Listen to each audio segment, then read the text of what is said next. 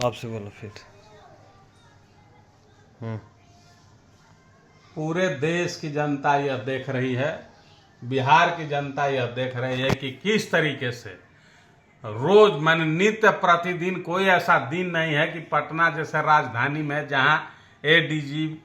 मुख्यमंत्री, chief secretary, राज्य का तमाम तंत्र जहां लगा हुआ है वहां रोज हत्याएं हो रही हैं और इन हत्याओं पर अंकुश लगाने के बजाय एडीजी के द्वारा ये कहा जा रहा है कि किसान जब खाली होते हैं तो वो लोग बिहार में क्राइम करते हैं, इसलिए क्राइम का ग्राफ बढ़ जाता है। शर्म आनी चाहिए ऐसी प्रशासनिक व्यवस्था को, शर्म आना चाहिए ऐसे प्रशासनिक अधिकारी को और ऐसी सरकार को जो अपने लॉ एंड ऑर्डर को अपने हाथ में ले करके उसको कंट्रोल नहीं कर पा रहा है और उसका आरोप किसानों पर लगा रहा है। उनको ये शर्म आनी चाहिए कहते हुए कि जो किसान अपने खेतों में काम करता है सालों भर,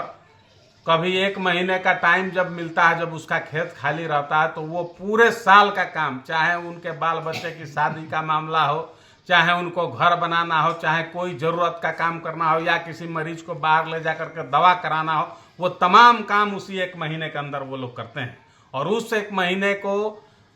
बिहार पुलिस जो कह रही है कि किसान उस 1 महीने में जो खाली रहते हैं तो वो क्राइम बढ़ाते हैं पूरे बिहार में,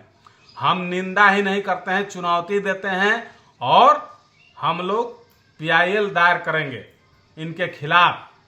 कि जिला ये राज्य के प्रशासन ने कंट्रोल करने के बजाय किसानों पर आरोप लगाया,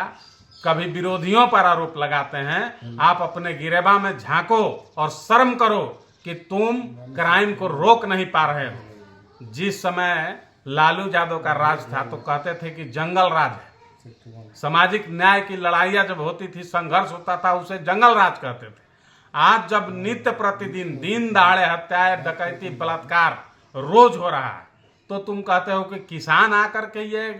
गलत काम कर रहे हैं, किसान चोरी डकैती और हत्या कर रहे हैं। तो हम चुनौती देते हैं सरकार को और प्रशासन को कि आप अपनी बात को वापस ले लो और लॉ एंड ऑर्डर बहाल करो, नहीं तो आने वाले चुनाव में जनता जवाब मांगेगी। ये तय है कि सरकार से, दूषित सरकार से ये पूरा राज्य जो है त्राहिमाम हो चुका है, इनका जाना तय है और तेजस्वी यादव का सरकार आना तय है। इसलिए इन चंद दिनों में जब तक हो आप अपने को सुधार लो, अपने बयान को सुधार लो, इस राज्य की व्यवस्था को सुधार लो, अन्यथा जनता तुम्हें माफ करने वाली नहीं।